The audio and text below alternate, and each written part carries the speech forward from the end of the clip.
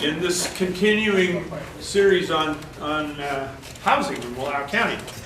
And to recap, we just had a general meeting about housing, and 40 people showed up, and they talked about construction costs and costs of lots, and Kathleen wrote about it in the paper, so you can go back and read her notes. But we had a lot of people coming from a lot of different angles. One of the interesting things, yeah, there are more people. Yeah, I knew those guys would make it. My tactic is always to BS a little bit at the beginning so that the real program can come. Okay. Anyway, so for instance, at the first one, people said, well, the low-income housing is handled. Christians have got that under control. And so somebody told me, I don't know if that's right. So I called down to Community Connections, and they said, no, that's not right. So then we did a program on low-income housing. And I think for a lot of us, learning about how complicated low-income housing is. It's very complicated with state programs and federal programs and different programs and requirements of individuals who don't fit quite into this category or that category because of where they lived in the past or because of their income or because of children, whatever. Okay, so and so that one's out there. One of the other issues that came up was the whole idea that maybe one of the ways to attack this, the cost of building and the cost of lots and everything, is going to smaller houses. And boy, that was like opening a spigot. The small houses movement is out there and going. And for purpose, I think that I'm safe. Am I safe, Ashley? Tiny houses are 500 square feet and under, and small are smaller. I actually think. I think they're like 200. 200? Not including the loft. They're legitimately tiny. Yeah. 200? To be a tiny house, you're 200? For what I read in the international code. Okay. I think that varies. I think it probably varies. Interpretation of But I think for our purposes, if you start thinking about anything under 500 square feet is probably a tiny house, whereas in that range of 500 to 1,000 or even, let's say, 1,200. Look at, we've been building 4,000 square foot houses for the last 10 years, right? And I think a lot of people are interested in having houses that they can afford to heat and live in. And as Mike would say, that don't have stairs going all over the place, that you can, for the older people, houses that you can get into and out of quickly and easily. So, so I thought, and I knew from an old friend, Tom Gleesman, who built a small house here on Main Street in Joseph. It's up the block. It's a nice looking little house there. And he said that at that time he'd run into the Joseph 1,000 square feet restriction. I was hoping that Judy Templeton would be here. She's building. She's designed a lot of houses in Wallowa County over the last 40 years, and is building herself a 500 square foot house in Lostine right now. And she said, "But I'm having a double garage because I'm not going to get all my toys. But I'm not going to heat. I'm not going to heat all my toys and plumb all my toys." So anyway, in Lostine, as I understand it, Ralph, Lostine has water but no sewer, right? That's correct. So in Lostine, you've got every town and every county, everything is different. The rules and regulations are different, and the building conditions are different if you're inside or outside of city limits. And if you're in Lostine or Wallowa or Enterprise or Joseph, there are restrictions. I remember, I think, can you have a rooster in Joseph, Dennis? Yes. Okay.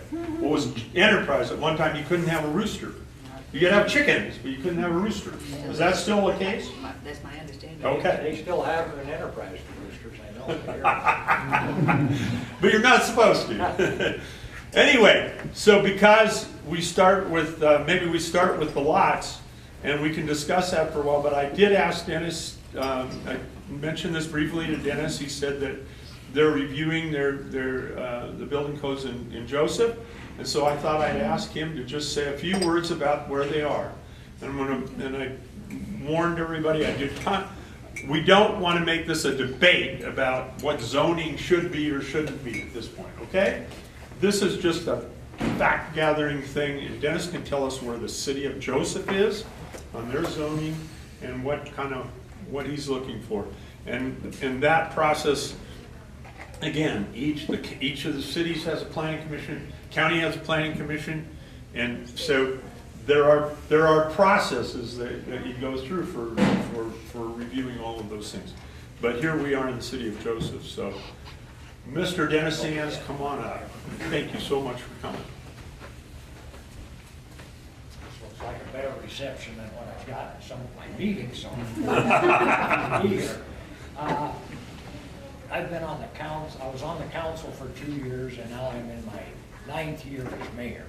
Now, I don't know all the ordinances as well as I should, but I'm aware of it. About 8 years ago, we formed a committee to look at zoning requirements, and we immediately got bogged down on minimum square footage. Currently, it says 1,000, and even then, I was pushing for lower. And we had several counselors who said, no way. We had realtors come in and say, no, 1,000 is the minimum. So then I had talked to Roger Repke, who some of you may know, who was killed in a ski accident a number of years ago. Roger and Lisa had just moved here from, I think, Colorado. So I had him come in and talk to the committee, and he did a great job. I mean, he showed us small homes, energy efficient in Colorado, which had a similar alpine climate to Joseph. And so he convinced everybody that going under 1,000 feet was feasible. Well, then it just kind of dwindled off, and we didn't do it anymore. About a year and a half ago, we resurrected the committee, and we had about 8 meetings. And originally, we started off with myself and I think one other counselor, and then 4 or 5 citizens. And we went through. Well, by the time we got to the end, there was myself and one of the citizens who were going through it. And we advertised the meetings, we posted them. So where it stands right now is we came up with numerous changes, which we were going to get some basic language on how they would read, and then have the council go through it, and then public hearings before we would actually make the ordinance change. So we did agree to reduce the minimum size from 1,000. Now, we went all the way down to 500, but I was just reviewing my notes. The feeling was to go to 750, but allow smaller with like a conditional use permit, or they would have to come in and show plans, et cetera, and how feasible it was. So it would give the council and people some flexibility. And on square footage on the lots, right now it's 6,750, I believe. Although we do have some 5,000 square foot lots in town. Old ones. Yeah, when I moved over here, I bought my house, and there was a little house on one big tax lot. But before I bought it, they did a lot line partition, and they created a separate lot. Well, that was in 2001, and they created a lot that was 5,000 square feet, which according to the code at the time wasn't allowed, but they did it. But it puts that house in jeopardy, because if you really read, if it burns down, they wouldn't be able to rebuild. So we want to work on square footage of the houses and also on the lot sizes. And we're talking down to 4,000 or 5,000 feet. But we haven't, we had a discussion on tiny houses, small homes, what do they call it, accessory dwelling units, I think is what they call it in Portland. And we had a discussion, but there was no decision made, but that's one that's open. So we will, right now we're having a little bit of turmoil at City Hall, so I not terminated, but just put on hold this committee. But I assume by January, we will be up and running again. And so I will, hopefully, Rich, do you have a mailing list or something? Sure. People who attend here, that watch city notices, and this is the kind of input that I would like as we move forward, because there's so many changes going on, and we have to do something. And there are pros and cons to lot sizes, et cetera. Dennis, could you, what, do you know off the top of your head the conditions for duplexes or triplexes too? We're not going to talk a lot about that today, but are there some areas or some? Yeah, we have 2 residential zones.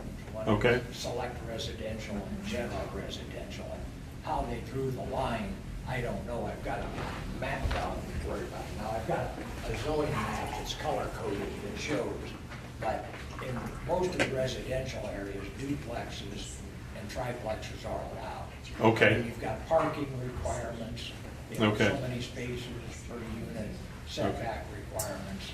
So that eliminates some of the smaller lots. Okay. Although we have a lot over here on College where they just built a new house, and they had originally planned to put a duplex on that lot, and apparently it didn't fit, but they ended up just putting a single family house on it. Okay. So, and then you get into the water, sewer, and that's a whole other issue. Yeah, question? Well, I was wondering, our experience, we moved here in 2003, bought a lot, small lot, didn't know we were supposed to build a house 1,000 square feet or bigger. We had our plans drawn up, Johnson and everything, there was 650 square feet, submitted them, and they said no go. And we didn't know why. So, and so then we made the plans 3 times, and finally said, no, you can't build anything smaller than 1,000 square feet. So then we went with 1,025 or something like that. Frustrated, quite frustrated. And then, but we built our log house, nice place, but we still wasn't what we wanted, so we bought another piece of property out of town, a mile, and then we built a little, what we wanted. But no one was able to answer the question why they wouldn't allow anything smaller than 1,000 square feet. Well, that's just because that's written in the ordinance. And I think the ordinance was written, who knows how long ago. And at that time, we had a lot of single wide, this is my understanding. Yeah. There were single wides, and then they were changing to the double wides, and some of the old single wides were getting in disrepair. So why they didn't say, we're not going to allow single wides, I think that's where they came up with the minimum square footage of 1,000 square feet. So it was an arbitrary figure. I mean, there were scientific studies certainly behind it. That's my recollection at the time too, there was a debate about single wides in Joseph. I don't know if anybody remembers that. I'm pretty sure that was the deal too. And rather than just outlaw single wides, I just put a square footage on it, thinking that would take care of it, I think. Yeah. That's the way I remember I it. think, didn't they have some issues that you can't legally discriminate against one kind of house over another, so. Oh. Rather than say you can't have single wides, Yeah. they said we gotta have a bigger house than a single. Yeah. Yeah. Wasn't that part of the conversation in Lostine, is that stick frame houses can be of any size? Yeah. Wallawa. Yeah. Yeah. So, which is another way to look at it, I suppose. Well, there's another thing that happens with any kind of rules and regulations. You can make any rule you want, and until somebody tests it, it stands up. Right? I mean, you make a rule, and maybe we'll allow us on thin ground there, who knows, or thin ice there, who knows. But I think that just recapping, I think you guys got caught in a squeeze, and you were way ahead of your time in thinking about houses that size, and nobody knew how to deal with it. I mean, Well, I purchased the building that's a 68 single wide with stuff added on. Uh-huh. It's next door to the bank parking lot. And I have pictures of the things that the person that was evaluating it against. And those were single wides. And I think I still have those in my file. But mine is no beauty, but it keeps money in the bank, so I take care of it. well, I don't think they're gonna make people go away, but I mean, I think the city has an issue. I've seen that they've removed a couple of the old single wides off lots here that I assume that people are gonna build something else there. And the city there was no direction from the city. No. Just up the street from me, there was a single wide that'd been there for years, was in really bad shape. Yeah, But the people that owned it had bought the lot like 15 years ago, lived in Portland, and they wanted to move up here, but they just kept renting it. And then finally, about a year ago, they said, no, we're going to build. So That's the it. renter left, and they took it off the lot, and they currently have a building permit that they'll be starting shortly to build a yeah. stick-built house there. Yeah. Well, I'm assuming that more of that is gonna happen because the few single wides that are left in town are probably not much worth, don't make the lot worth more than it's worth as a lot, probably. And it's just into the heating and efficiency area too, that, Yeah. you know, you may only pay $300 a month for rent, but you probably pay $500 to heat in the winter. Yeah. So are there any other questions? I just wanted to state that the city is aware of the problem and we're welcoming input. Yes. I have a question. What could we do to help the city? It seems like, I think there's a bandwidth issue. Like you are dealing with many different city issues. You have a committee, but it sounds like people have Dropped off. Exactly. People got busy and people dropped off. Is there anything this group or people in this group can do to help the city move Yeah, forward? and that's why I say once I restart that committee, hopefully no later than January, I will try and let everybody know, so anybody that has an interest can come to the meetings and give input. Because there are some great ideas, just like Roger here 10 years ago, he swayed people with his arguments and facts that he had. I have a clarification question.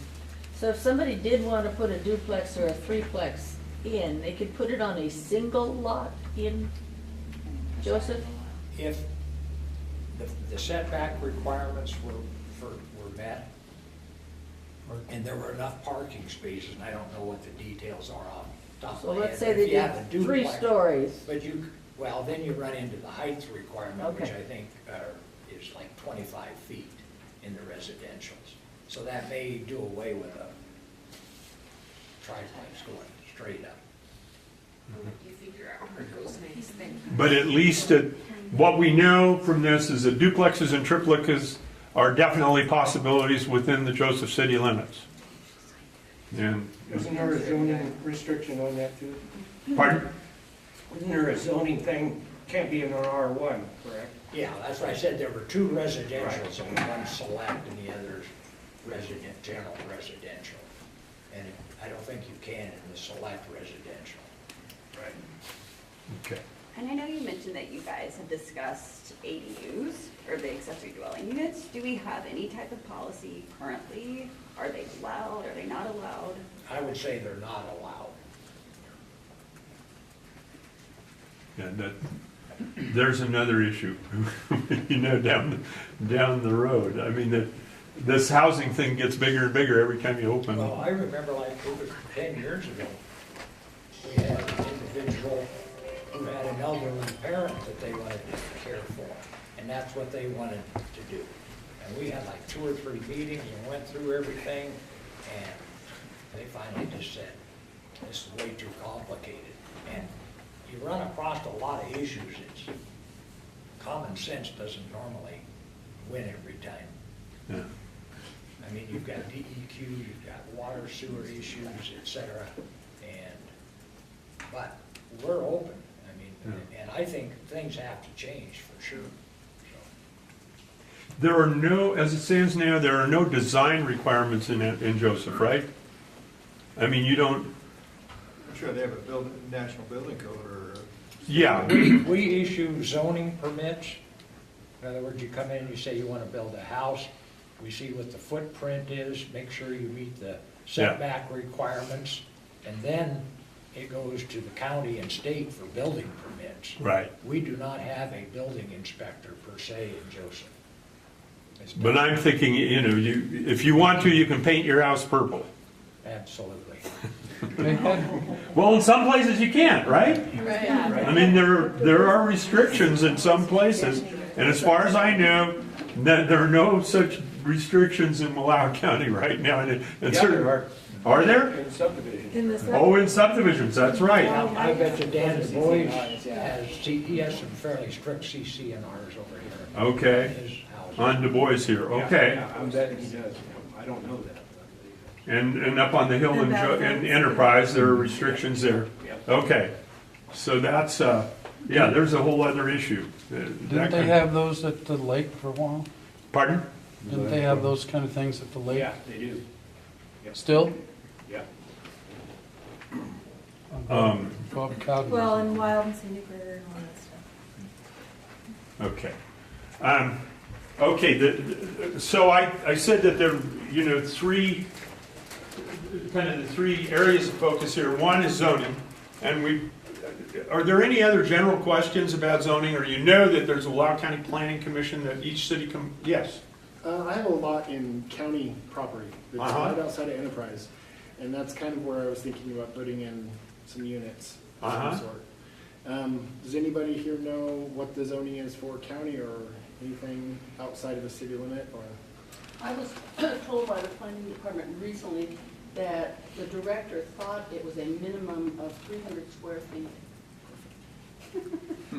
Wow. So you probably had a Who very would high. think that? Yes. Charlie, you know anything about county? I don't, not, other than DEQ, that's gonna be the biggest one. Okay, Because then you're talking about septic tanks, right. and you have to be able to support. what about composting? Yeah. Exactly. Yeah, and incinerating toilets. Well, when we moved out of town, they didn't give us square footage restrictions. And we're Okay. a mile out.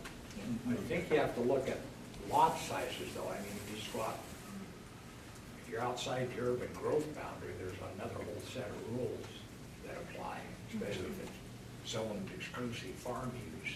That's Industrial. Then it's its own industrial. Then you might not be able to do You might not be residential at able all. to do residential at all. Yeah, you might And as not. far as water and sewer, we have the city limits, and then we have an urban growth boundary, and then it's county. And by law, we cannot extend sewer beyond the city limits. Okay. We've had some people that live near Joseph inside the urban growth boundary, and they wanted us to run sewer to them, and we can't. So the only option there is to annex to the city. Okay. And then city services would be available. But I think as far as, it's statewide with the sewer, that they don't allow to go outside the city limits. Are there issues around having composting toilets instead of having to hook up with a sewer? Composting toilets? There were 20 years ago when we tried to do something like that, I don't know. Well, with gray water restrictions too. So- It would be commercial. Ralph, I called Ralph this morning because I'm thinking on my bike ride, well, what am I going to say about compost? Somebody's going to ask about composting toilets, so I called Ralph. So Ralph's, give him your brief Well, I spiel. mean, composting toilets are usually a really expensive way to go, for one thing. And all they do is reduce the need of the size of your septic system. You still gotta have a septic tank and a drain field, even if you put them in. But For it's gray water? For gray water. Oh, for gray water. Yeah. So gray water, there's restrictions on. Yeah, it's the same. That's Treat it- by treat it the same as law, sewage. not by Pardon? reality. Well, I think, Ralph, you're referring to the law. Yeah. You still have to have septic. It doesn't mean that you actually need a septic system if you have a composting toilet, it's just that you're required to have one. So, just to clarify that. Yeah, well, there's a question Does that make of sense? what you do with gray water and what the legal requirements are. Well, I'm talking about the composting toilet, you really practically don't need No, don't. No, what he's saying is you still have to have a septic system for the gray water. A composting toilet is really the minor part of your water use in a house anymore. You know, So if you- you've got 1.5 gallon toilets, it's not contributing much. Most of the water is still going into your septic system and Right. needs to be disposed of properly. And even if you had a gray water system, recycling or something like that, you still, I believe, are required by the state to have. No, not by the state, no, that's not true. No. By county? I can tell you, in Portland, you can have a system for it, like ponds or whatever it is, and that's gray water, but you don't need anything else By law. by law. Yeah. But, well, you have to have a little permit to do it, like $5 or something, I think it is. But you can run your gray water in your garden, wherever you want to run it, you know. and there's no problem with that. That's in Multnomah County? But I'm pretty sure here. I don't know if that's right. I mean, your gray water is gonna happen 12 months a year, when your garden's gonna happen. No, you can run it into a pond system, you can run it into a number of different ways you can use it, but as far as the state, one of the problems you have is that we all think that the state runs everything. Well, the state, if you call the state and say, what about this? Their question will be, where do you live? Yeah. Because where you live actually sets the rules. They set a lot of, here's a good idea, you might want to start here with this idea, but you don't have to follow exactly what they say, because they'll say, your own area, you write your own regulations, unless it's really, a sanitary problem. We'll say, well, no, you can't do that. But you have a lot more leeway in doing stuff, and you actually think sometimes. You say, oh, well, you have to go to the state. And they'll say, well, we'll look at it, but you really have a lot of leeway to write what you want. So, okay, so. But anything you do in Wallowa County has to be signed off by DEQ first. That's the first thing, and they're not real flexible. But even with our little To say the place, least. there was, they required quite a large drain field. I mean, they have a whole flat area out there that was excavated, which was a lot too. But it cost us, what, $7,000 to $9,000, something like that, to have this whole septic drain field. It was big. It's like, I don't know how anybody would do it if they had less than half of an acre. And they required you to have a replacement area too when you build new, so you gotta have enough, So maybe enough ground. composting toilet would be the answer if you had a smaller.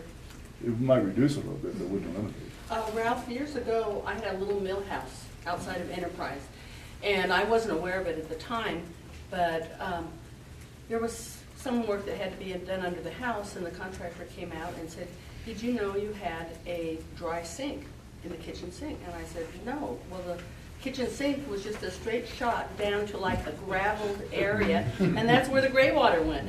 Not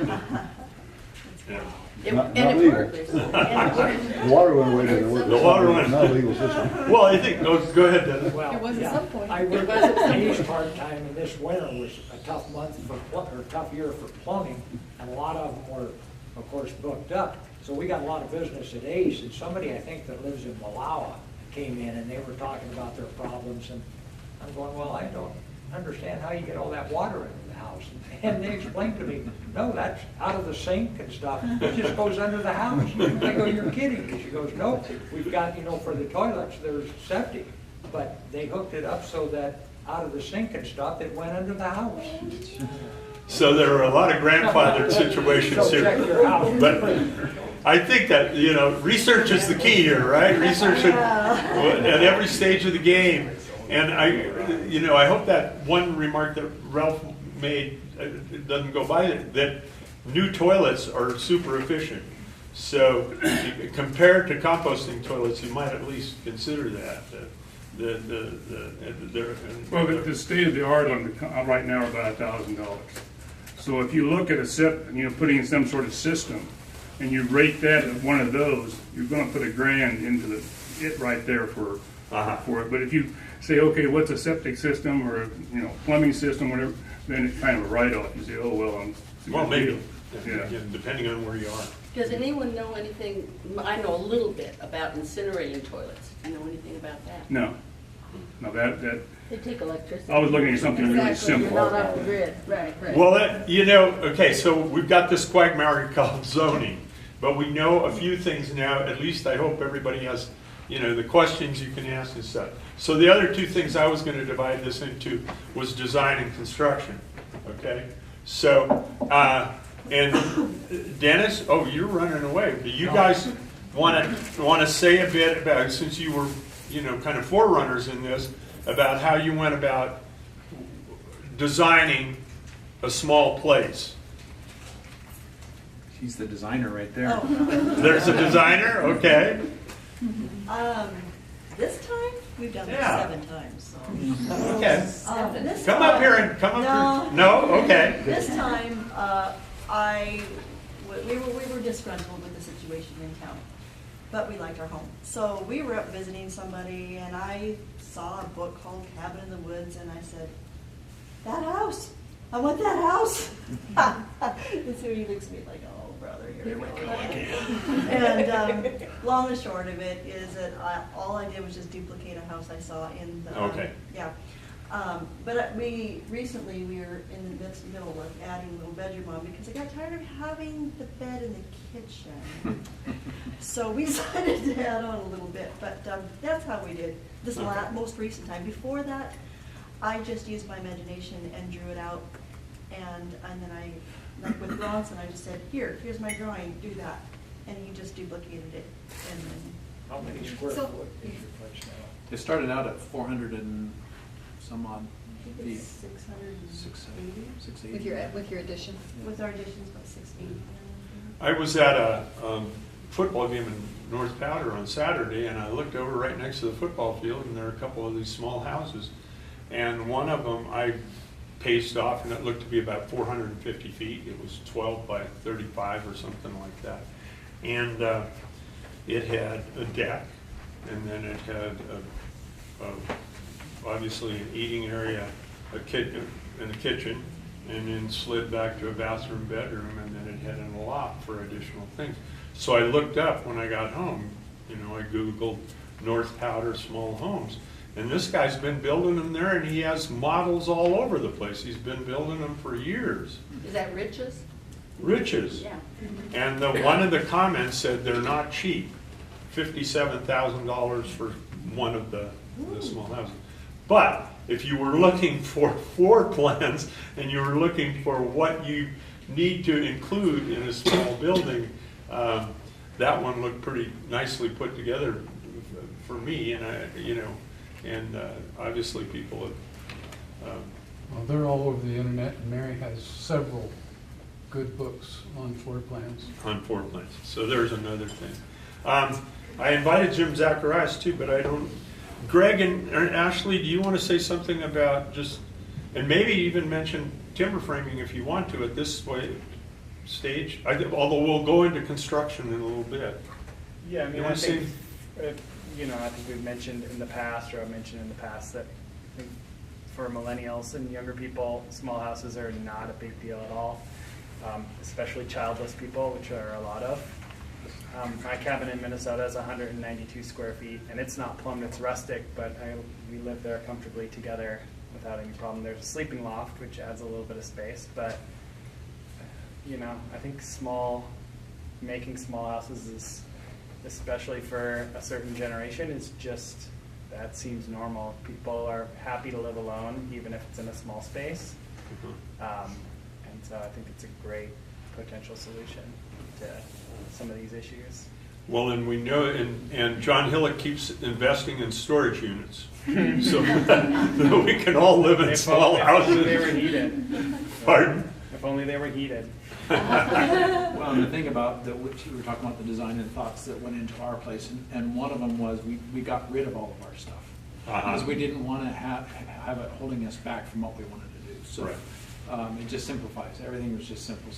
And another thing to note about our place, we had a rock fireplace built, and so we were so excited, and we got, let's start a fire in that rock fireplace. Well, all the smoke goes to the path of least resistance, and that was back into the house because it was so airtight. I mean, everything was so incredibly efficient. So then he said, well, how about if we, cut a hole in the floor, and how about if we leave the window open? And it's like, okay, now we're leaving the window open so we can heat the house, so that, it didn't make sense. So we put an insert in, and it works out great. We tried everything. But with the small footprint, I think we average about a cord of wood in the winter. Because it's just so, and we have a southern exposure with some windows, and so that's those are some of the factors we put into play is how do we want to heat this place? Okay, this is the most inexpensive way, but even at that, a cord of wood is not hard to come up with. It's been a progressive type, every year we do something. Well, when I talked to Judy Templeton, one of the things she said, look at all the houses in Joseph, including your house, that were built in the 30s and 40s. Most of them were under 1,000 square feet, or maybe 1,200. That was normal size houses. Well, we just added solar on too, and so our last electric bill was $12. So those kinds of things, we just kind of looked ahead and thought, how do we want to do this in a very affordable way? So. Yes, Ann? Jeanette's from Community Connections made a point of, when I was there for another errand just a few days ago, she felt that senior and disabled housing had not been covered as much as she felt that it needed to be done. So, Okay. comment from Jeanette. Comments? Mike? Linda and I, for the past, about 15 years ago, maybe as far back as 20 years ago, worked on a concept with some friends that we called Geezer Gulch. Basically, we had a lot of friends moving around the country, and they were in the same situation we were. They did not have a familiar home. In other words, they weren't tied to someplace in Minnesota or Ohio or whatever. So because we got along so well, we thought about the possibility of Geezer Gulch. It was a little larger operation than you're talking about here. It was maybe 100 acres, but it was a lodge type arrangement. You had a building which essentially was your huge kitchen, large kitchen for your entertainment, for your TV, for your dinners, larger dinners, that type of stuff. You had a communal van that belonged to the property owners. It was sort of like a 100-acre condo. But that allowed you to take your personal buildings and make them extremely small. You could still have your garden. You would space them around. Our thought was space them around like you were having a lodge. And I see that as having a lot of possibilities, not necessarily for the seniors, but it is the seniors, because you could start out as 50-somethings and live there until you're 80-somethings. And you could adapt as you go. Linda's idea about that was that if you're going to make it a general thing, in other words, not our friends, not our geezers, but a general development, you want to make it so that it was multi-age. Well, So that co-housing, I think, is... Co-housing is the word. But I see great opportunities for that here. We have lodges all over the place. You could probably buy a lodge and do it, you know, as a turnkey operation if you wanted to. There's been talk in some places, I don't know if it's actually happened, of taking trailer parks and changing them into small house communities for the elderly, and having just a central lodge like you're talking about, but they're already zoned, which isn't an issue, I don't think, in Lau County, but elsewhere. You know, with the trailer park, if you converted it, it's already zoned for all these dwellings, so you get around. And oftentimes those trailer parks have the park owns the lot and you rent the space, and they have a swimming pool and a laundry room and all that. And our operation did not come about, not because people didn't want to do it. We had people who wanted to do it. Deciding where we were going to do it. So I didn't want to leave Wallowa County. Some people didn't want to be far from an airport, yada, yada. So Alexa, she came in and told me that she'd been studying the small house business for the last 8 or 10 years and gone to workshops on it. And she also sent me that, did anybody see the, I think it was on public television, the thing on the city of Detroit? Oh, yeah, there was on Facebook just yesterday about the small house. So Detroit has taken some of their burned out areas and their lots that have been turned back to the city, and they've got the architecture department at Wayne State University working on them, and they've come up with designs, and they have a sweat equity deal where you put some work into it. It's almost like Habitat for Humanity. Yeah, and they built, what did they build, 6 or 8 of them first time around, and they're the people, I don't know what the qualifications are and how they select people, but you could buy a house for $1 a foot for 7 years. Right, well, you rented it basically for 7 years if you wanted to do that, and that went into, after you've been there for 7 years, then you went on to purchase the house. Anyway, and it was successful enough that they've got another 20 lots that they're going to do now. So, I mean, this thing is going on, but they were all small houses, and it was you know, $1 a square foot per month. So you figured that this would be affordable. And the other one, while we're on this stuff, I don't know how many of you know Suzanne Smith. She almost settled down here, but went instead to Lopez Island, where she works with land trusts that own land that you build on. And the concept there is that the trust owns the land, so that the land does not appreciate. When you sell your house, you take the appreciation on the house, but you're not taking the appreciation on the land, which means that the house theoretically remains more sustainable. You know? I think they did that in Jackson Hole. Yeah. They ran across very early on. There was no place for the people that, For the workers. that worked. So the city bought a big tract of land, which they owned, and they built the houses and sold them to people that worked. But when they sold, I mean, if they bought it for $10,000 and it went up the rate of inflation was 3% a year, they would say, okay, you're there 5 years, they would add it in and say that's what you have to sell it for. But the city owned the land, so that took a big chunk out of the cost. And they can only sell to people in similar professions, teachers, policemen, stuff like that. Yeah. I know Andy McKay has told me that he's going to travel to communities like that around the region to see what else is going on out there. But he also talked about the feasibility of a private individual owning or a company owning land and then doing a similar thing with selling with owned houses, privately owned houses on the land, which would be kind of, Leon, like your trailer park deal, you know, which would be a similar deal. Okay, so design questions are, I guess it's more fun than anything. I can, if you search around, there's another, I don't know where I read about this woman, architect, and she built herself a small house, but she was interested in dealing with new materials. And so she built a house with, what do you call them, Charlie? Glue laminated land? Yeah. Yeah. Only now they have panels too. In fact, Bob Forster told me that they're supposed to begin a 17-story building in Portland that's all wood. Okay? No steel. So that's a new and up-and-coming thing. And for information on this, Nils could not make it today, but he's following it very closely. And I think he said Austria is the leading, is where the leading technology is now.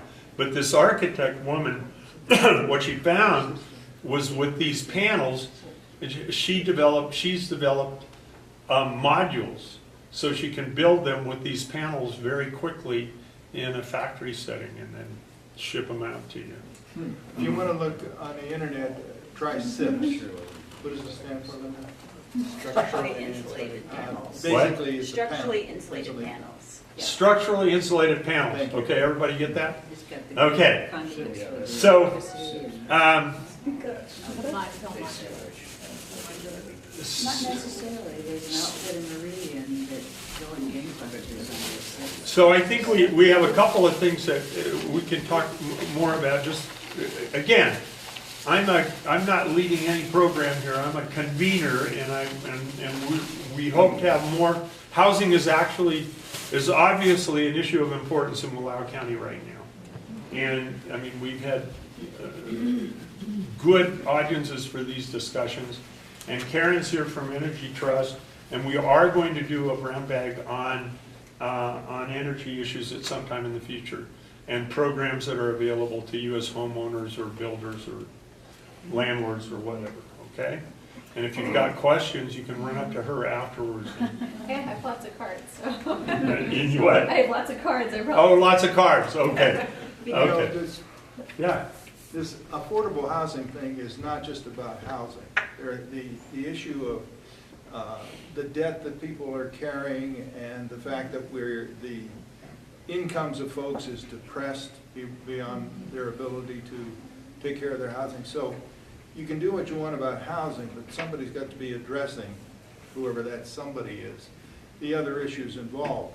You got markets involved, the supply and demand curves, which are very difficult to move one way or another, no matter, you know, what you do as far as housing is concerned.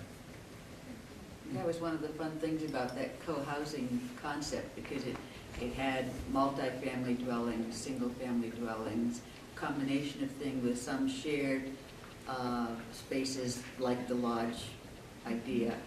but it was specifically designed for multi-generations Yeah. and building a sense of community so that these neighbors knew each other and there were different trade-offs. You can babysit for so-and-so and they can help you get your groceries and that type of thing. There's about 8 or 10 years ago, there was one started in Corvallis. Does anybody know? But they had, in fact, they included rental units and sale units, low income, various income levels. So there are models for that out there, but again, you need somebody to put all that together, and that's the difficult part. The one thing I just want to encourage the group to do, I've participated in a couple of these groups now, and I've also participated in long-range facility planning groups, and I might have sent out to the group that we met with before, City of Pendleton did a study, and what I would encourage this group is people who are like-minded in addressing the housing issue to initiate a study that puts some stats and math towards some of these thought processes that you have, because a coordinated effort would be really key to keeping it moving along. And the City of Pendleton study that was put out in 2016 is actually available on their website. It might be a good place to start to think about where that information is available. I also know that the state issued a request for information from the cities about some of this types of statistic information because there's funding that can come along with that kind of thing. So just kind of encourage that thought process about organizing in that way. Mm-hmm. But Without putting you on the spot, Sarah, is that, Allow Resources did some kind of a survey about, 10 or 12 years ago. And I remember Nils telling me at the time, one of the big issues was the whole question of lopping off 5 acres of a ag zone place, because that's what the demand was there then. And as he said, the demand has changed. The demand is different now. So their whole housing survey is out of date, is what he was saying. This came up before the housing study. And Lisa's not here, so I'll tell you what she told me. Okay, good. I said, well, if they want a housing study, we can go after money for a housing study. And she said, what is the point of doing a study if nobody's actually going to do anything with it? So, we've done a lot of studies on a lot of different things, and if there's not, I think her point was she would want to know who's actually going to use the study to change something before going out and making the investment and getting the information. Well, I can tell you that the City of Pendleton basically came up with a cross-section of folks that they put on a housing committee, and that housing committee actually set forth a study, but then from that study, they sprung out some near-line goals and then a 10-year plan. And of course, they're in the middle of it right now, so the success of it is a little bit of a question mark. But that's, they've kind of held themselves accountable, I guess is the best way to say it. I think she's familiar with the Pendleton study more than I am, but I think she felt like the conditions that were driving the demand for the study in Pendleton were different than the conditions here, and that there were actually developers who were wanting to, they couldn't do the developments, the city wanted to enable the developments, but they needed the housing study in order to move forward. So it was a little bit different. And that's not to say that conversations might illuminate here somebody that would want it, but maybe that's a step that would be a precursor to doing this. Well, the internet now, you can use it for anything, like setting a meeting date. You've all got those things where you choose 3 dates and you do all that. And there's a lot of stuff that can be done relatively cheaply if you know the right questions to ask and who to ask them. So it could be even that Dennis's committee could decide they wanted to do a little survey of where we stand in Joseph, and that something could be done on a relatively cheap level so we should all be aware of those studies, and maybe at this point, pass them on to Dennis or to Sarah, and it may be that there's good reason to do something like that. But it's all about I agree with you. It's all about what kind of information you want out of it for whom. And frankly, I just assume that the survey not be driven by developers. Dennis? Yeah, although, you know, I'm not in the construction business, but Right. I see what they're doing. Most of them are booked up for 2 years. Try calling a plumber, you know, their voicemail is probably busy. Same with electricians. So, and you look at the contractors, in my opinion, if they have an option, somebody wants to build a $400,000 home somewhere, they're gonna go, okay, that's a year's work or whatever. But we don't have the spec homes, although we have one going up in Joseph, but there's just a lack of skilled workers to help, and plus the capital. I mean, nobody's gonna, in this county probably, is gonna go out on a limb and build 3 small spec houses. No. And that's the thing I keep thinking will happen, that somebody will step up to do that and kind of get it started. But it's a tough one. I don't think government can do it. I think it has to come from the private individuals. Well, and I think the odds are that it's going to be somebody like you, right? I have a unique situation where I would be ideal to build these. I have some funding and a place to do it. I have a couple acres of enterprise. Something I've been wanting to do for a long time, but I don't know where or how, or you know, I've been a general contractor for 15 years. Okay. My situation is that I'm taking care of my dad now, and I need a place where I could park him while I do some projects. So. Okay. Well, I hope that out of this confab here, that you can talk to some other people and get more direction on how you might be able to go about that. But my guess, Dennis, is that where this is going to start is with individuals building their own homes and maybe doing part of it themselves and hiring kind of whatever. Although there might be some spec stuff down the way. So that whole issue of construction, I invited Jim Zacharias here. Greg, can you say anything about Jim's, what he can do and kind of broad? I mean, I think that he's facing the same issues that everyone is, which is that labor's an issue. Like, even if he were going to pump out, if he had plans and designs to pump out cabins like nobody's business, he'd still need people to build them. Okay. That's ultimately, I mean, he's got all the tools to make those cabin kits all day long. He has Okay. lumber and a sawmill. Yeah. And you can't But find need anybody to people- build them because there's no place for them to live. Yeah, you got it. It's the chicken and the egg.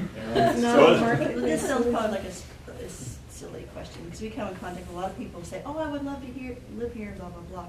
But is it true that we have a housing shortage for the demand in this county? Is that true? Oh, yeah. Yes. Oh, yeah. Okay. Big time, 2 years plus even. People with plenty of money are living in motorhomes for a year and more, waiting to find what they want. Nurses are living in motorhomes. Diane Daggett estimated that a third of the people in the RV park and Enterprise are year-round residents who can't, you know, they're living there because they can't find another place to live. Oh. Wow. Okay. They're living in an RV or something up there. So yeah, there's definitely demand.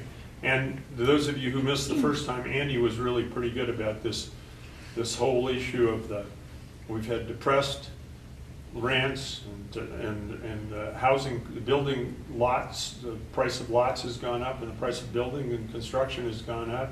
And so that gap there is too large, so you can't afford to build a rental. Right? So that's one of our big I have a issues. question for Charlie. Or how much are the building costs going up given the disasters in Texas and Well, Florida? it normally has an effect, and we haven't felt it yet, but we will. It's mainly, you know, some of the main bulk items like plywood that get not only expensive, but really hard to get because they take so much of the product. It'll be a factor, but it's that's not as big of a factor as some of the other things you're talking about. The biggest problem that I see with the whole idea is the cost of the property. Right. That's the biggest problem in Wallow County. You can't build a small house on $50,000 lot and expect to, you're not gaining much. You're just living in a small house. But Charlie, the actual construction of building a smaller house, have you got enough fixed costs so that it? Yeah, well, unfortunately, I tell people all the time, that small houses are great, and I like them and I prefer them, but they don't cost less by the square foot, they cost more. Cost more by the square foot. You're concentrating all of the major things into a smaller buildings, all you're doing, and it, you still have to have a bathroom and kitchen, and those are the things that cost money. So, I mean, you can streamline all of that and build cheaper housing, probably, but then the problem gets to be, where do you put it? Where do you, we don't have property that we can put multiple units on, and, at this point anyway. Well, you've got 2 acres here out of Enterprise now, you can put some on it. So, but is it 2 acres that has to have a septic tank for each house? Yeah, Ralph, can you do a big septic tank and put 6 houses on his 2 acres? Probably not. Crowding it. Huh? By the time you have your replacement areas, you're crowding it.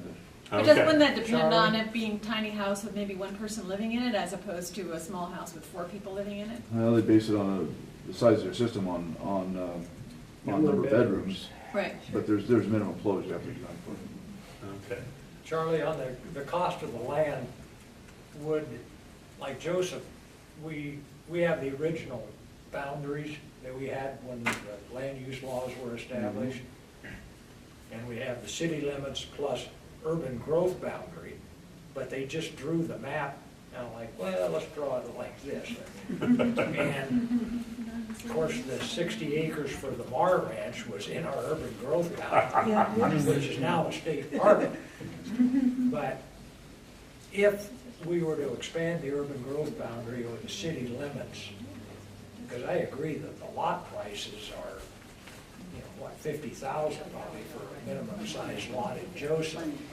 Do you think, with your experience, if we expanded the city limits and the urban growth boundaries and opened up more land for development, would that tend to drive the cost of the lot down? Or? We need more land that is zoned for multiple dwellings. That's duplex, triplex, or some of these duplex, apartment buildings, that kind of thing. Or That's you what could, we need that we don't have. or Dennis, you could have a section that maybe you had 4,000 square foot lots and you didn't allow a house bigger than, instead of putting a minimum, put a maximum on it.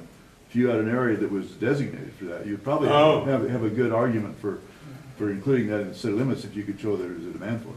Yeah. And you could cut down the lot. Urban growth boundaries are not permanent. They're to be developed into once the rest of your city is filled. Right. In that situation, then a housing study could be key, because in order to get your urban growth boundary extended, you're going to have to show that you're not meeting, the need.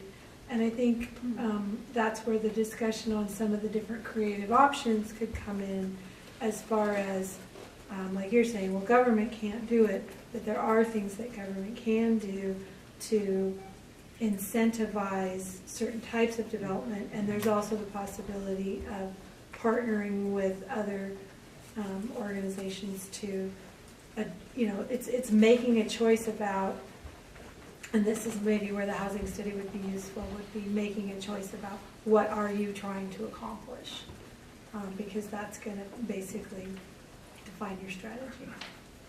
Can Joseph Sewer handle it? Yes. Yeah. Our capacity is like 444,000 gallons a day, and we run at about 50% most of the year, except for the month of July, for Chief Joseph days, and usually on Saturday, Chief Joseph days, it's at our maximum. But we take care of that by just making sure that the ponds are drained down, which we irrigate with. So there's a lot of flexibility. The only thing we have to worry about is the discharge in the winter months with no irrigation. We have to discharge some into Prairie Creek, and they have, DEQ sets limits on that. And once you meet the limits, they give you 2 years and then they lower them. so they make it even tougher for you. So there's a possibility that at some point in time, we won't be able to discharge into Prairie Creek at all, which will mean that we'll probably have to build another pond. And we've got plenty of water.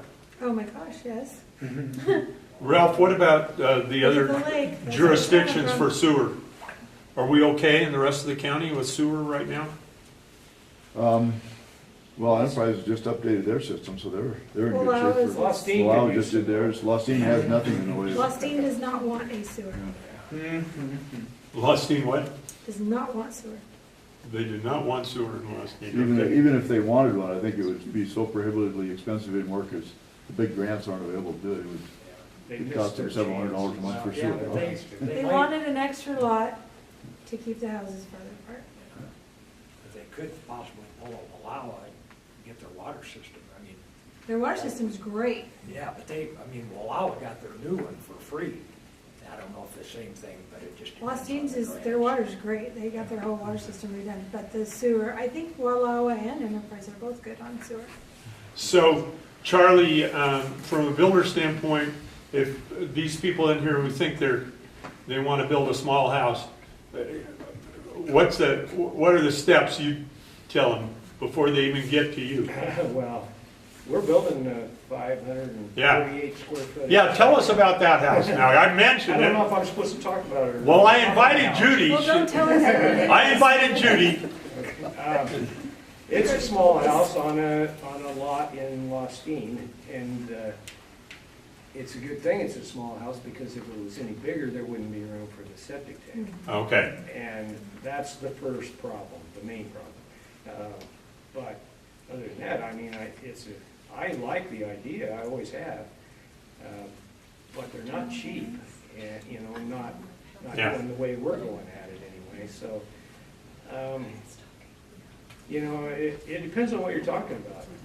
To me, smaller living units, multiple small living units is something that we really need in this county, but individuals building small houses on properties doesn't really change that very much, I don't think. It seems like we need multiple spots where we could do multiple units. Okay. So we're back to some zoning questions. Seems like to me. That's And, ideas like Dennis just brought up with, and Ralph's thing, that lot size be tied to the house size, Yep. that you could do things like that. Interesting. Okay, well, it's 1 o'clock, and I appreciate all of you coming. And didn't we have a sign-up sheet going along? Did we?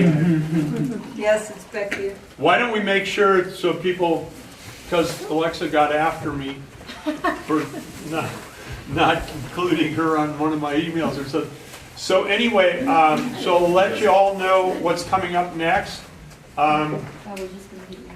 And we've got we don't do this all the time with brown bags. Those of you who missed it, Rick Bombassi did a terrific slideshow on hiking Hell's Canyon last week, or 2 weeks ago. And I'm going to get Brock Evans up here to do a thing on pretty soon, and we're going to have energy efficiency. We've got all kinds of things coming, so put your name Is there in. anybody still to sign? And eat up the chips and dip.